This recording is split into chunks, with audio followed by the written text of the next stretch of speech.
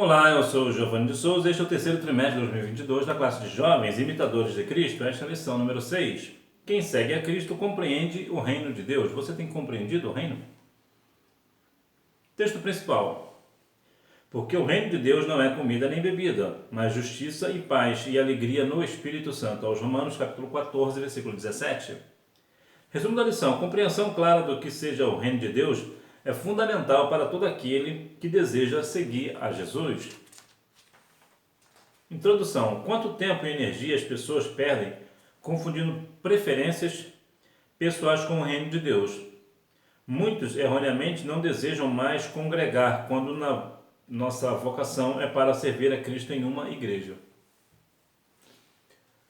Muitas pessoas têm essa ideia, dos desigrejados, Eu sou a igreja, então eu não preciso ir à igreja. Sim, você precisa, eu preciso, nós precisamos.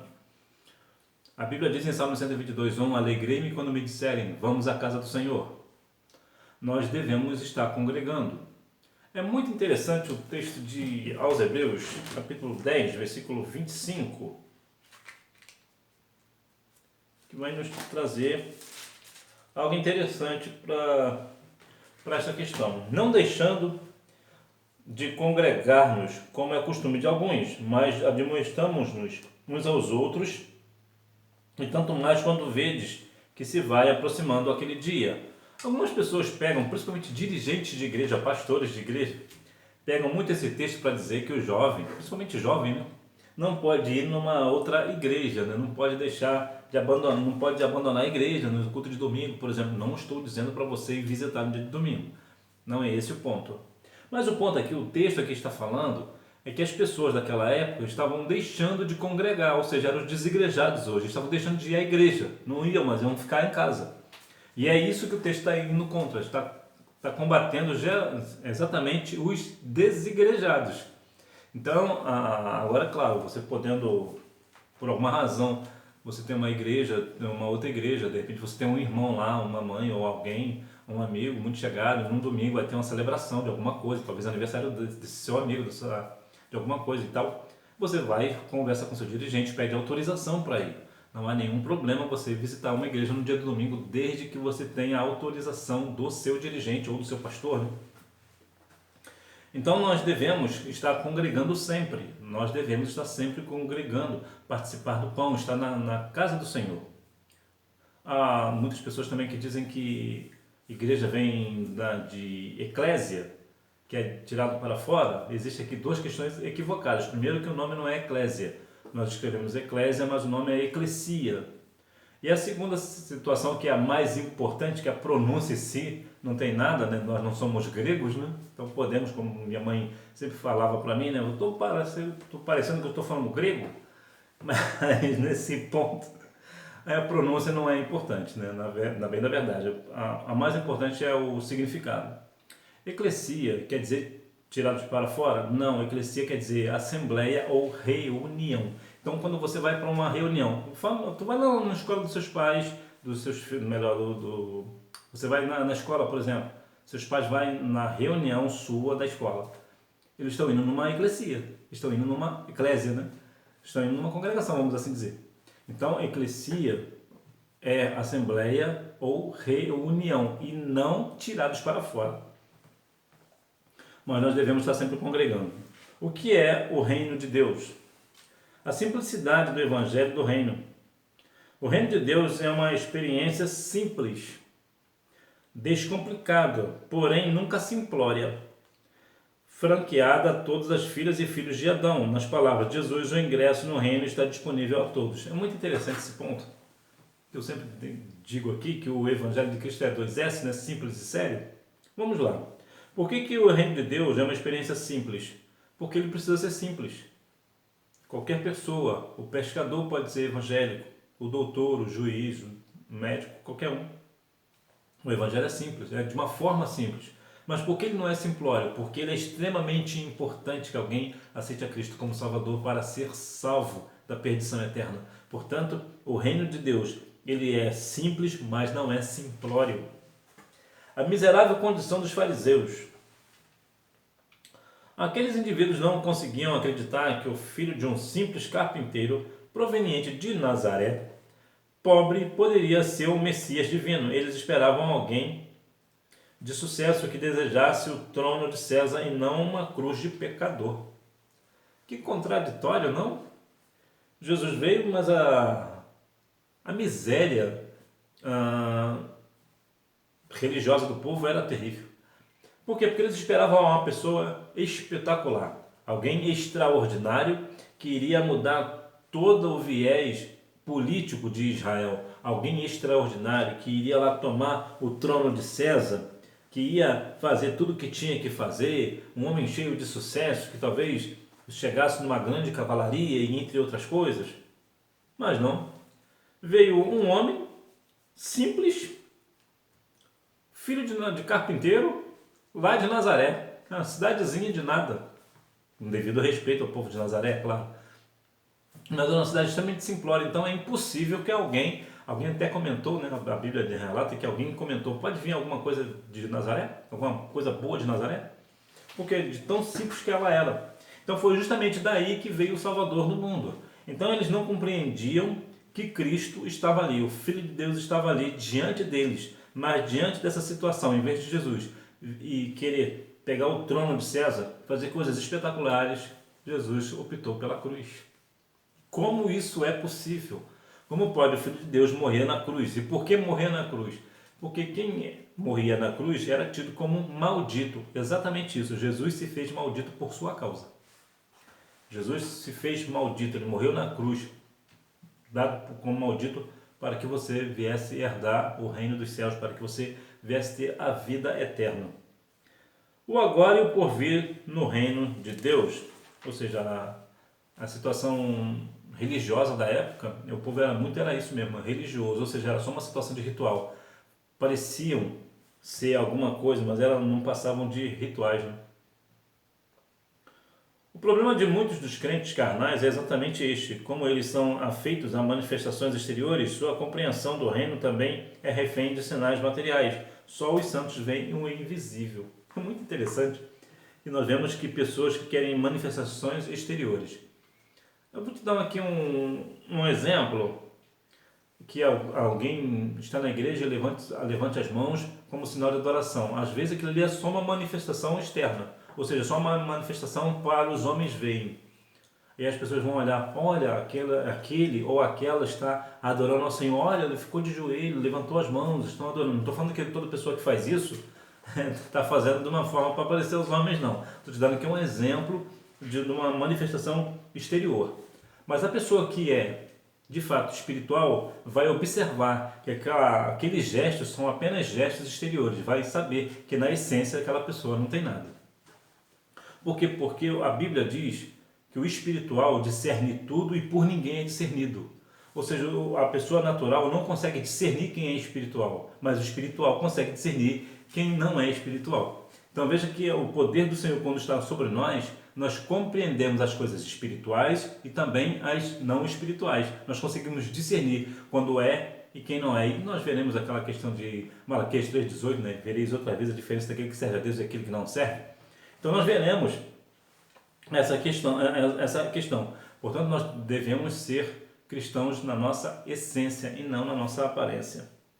O que não é o reino de Deus? Não confunda o reino de Deus com suas opiniões pessoais.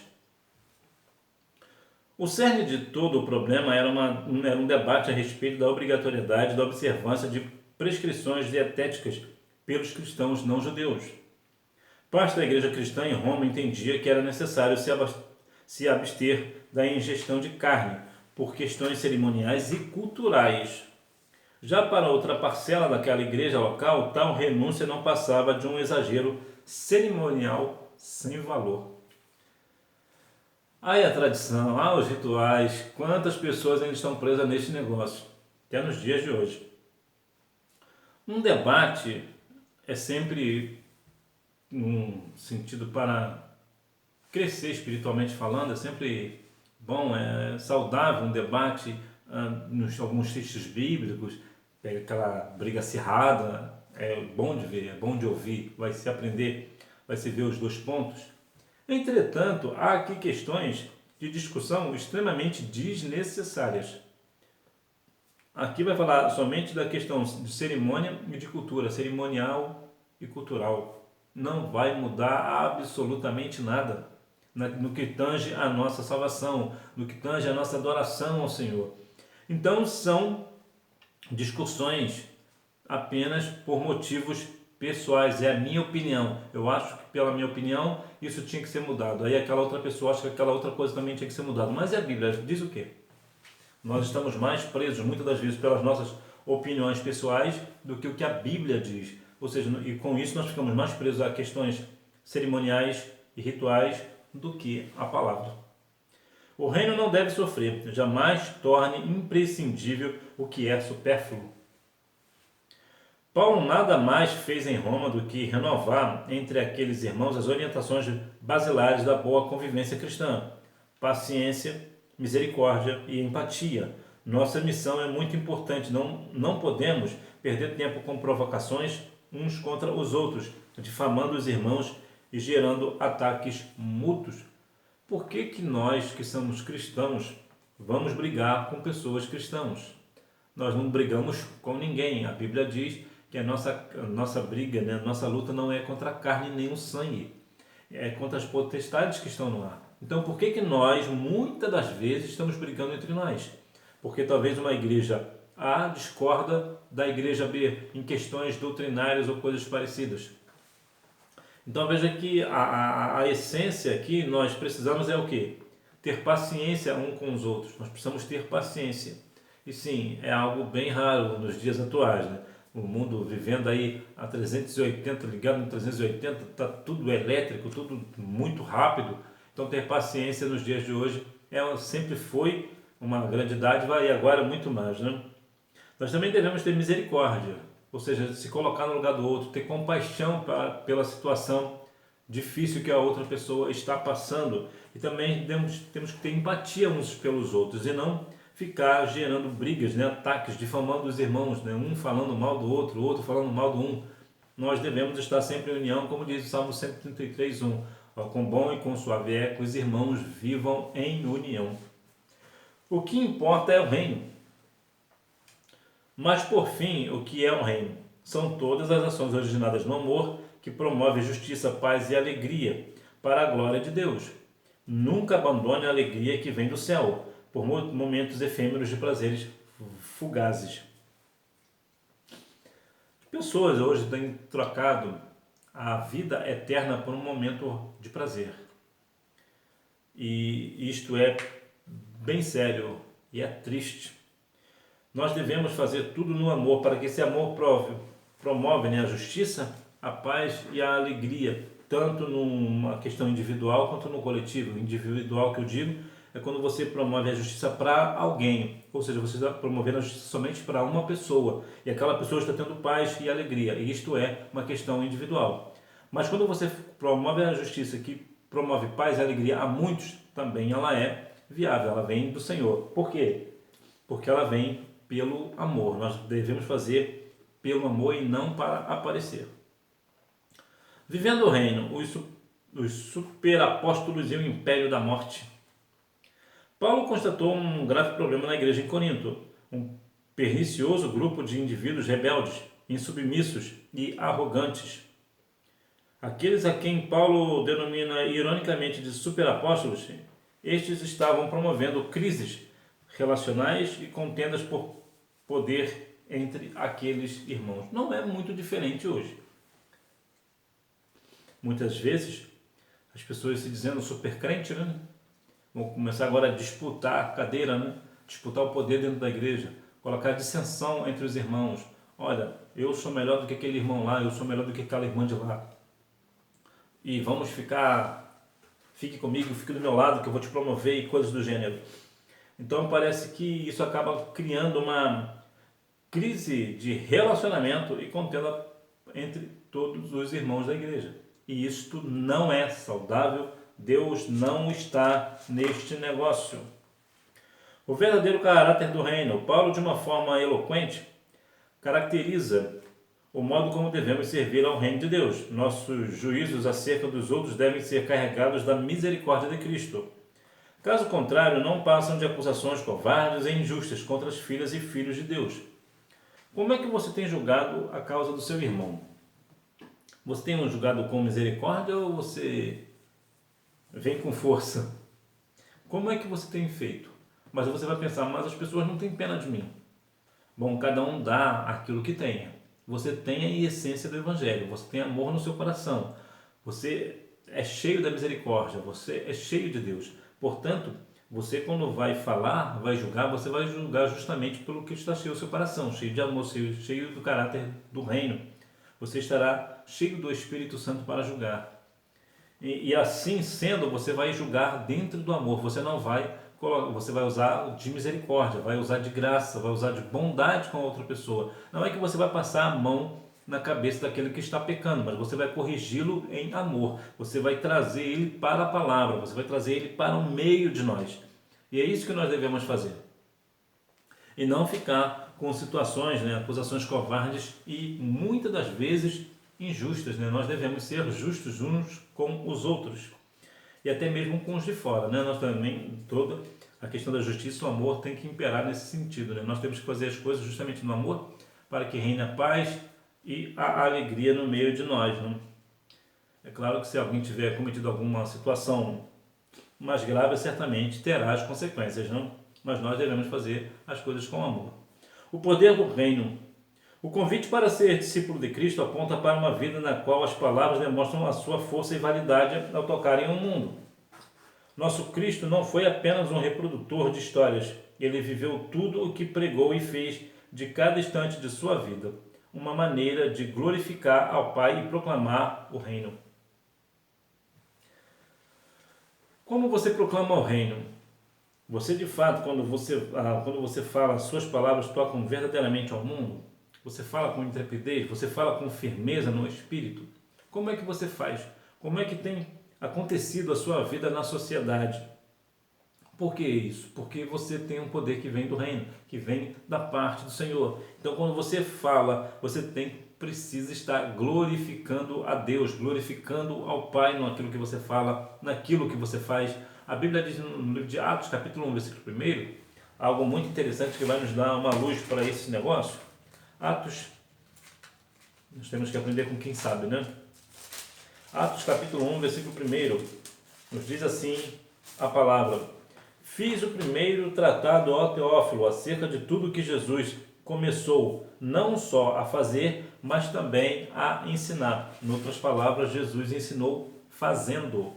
Então, que nós venhamos fazer assim, viver o que nós pregamos e pregamos aquilo que nós falamos. Nós devemos estar em harmonia com este negócio. Não adianta alguém pregar muito bem dentro da igreja e lá fora só o sangue do Senhor, só o sangue de Cristo. Porque é uma pessoa que fala de uma coisa e vive outra completamente diferente. Isso é hipocrisia. Nós devemos fazer como Jesus fazia, ensinar, fazendo. Conclusão. Como servos do reino de Deus, nosso dever é colaborar para manifestar o rosto de Cristo nesta geração. Logo, não cabe a nós os muitos desentendimentos. As divergências são naturais entre os seres humanos, mas falta de comunhão não pode existir entre nós. Não podemos esquecer de que as palavras que portamos têm poder para mudar a realidade, o mundo aqui e agora. Bom, divergências são naturais. Você vai divergir comigo em algum ponto, eu com você. É natural. Agora, há de se ver o seguinte: não é por isso que nós vamos perder a nossa comunhão. Eu posso discordar de você, você discordar de mim, mas nós devemos ter a mesma comunhão no Senhor. Os assuntos bíblicos, as questões bíblicas, sempre há situações que a uma hora ou outra, vamos pensar diferente. Eu tive uma formação, você teve uma outra formação, você teve um ensinamento, eu tive um ensinamento diferente.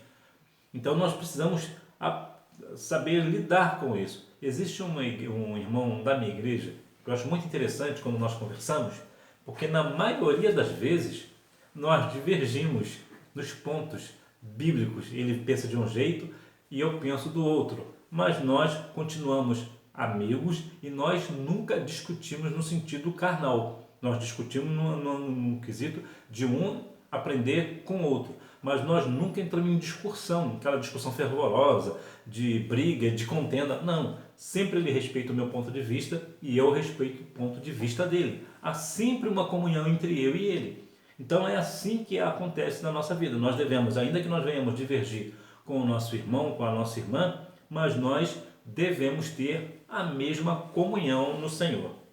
E é interessante que, de modo geral, esse irmão, quando eu chego primeiro na igreja, ele sempre vem me cumprimentar. E quando ele chega primeiro do que eu sempre vou cumprimentá-lo. Nós somos amigos. Por quê? Porque nós divergimos, mas nós temos a mesma comunhão no Senhor. Hora da revisão. Número 1. Simplicidade, generosidade e universalidade. Número 2. Futilidades, opiniões pessoais e arrogância. Número 3. É o conjunto de todas as bênçãos, promessas e alianças que o Todo-Poderoso, de conformidade com os seus conselhos, destinou aos que recebem a Jesus Cristo. Número 4. Não.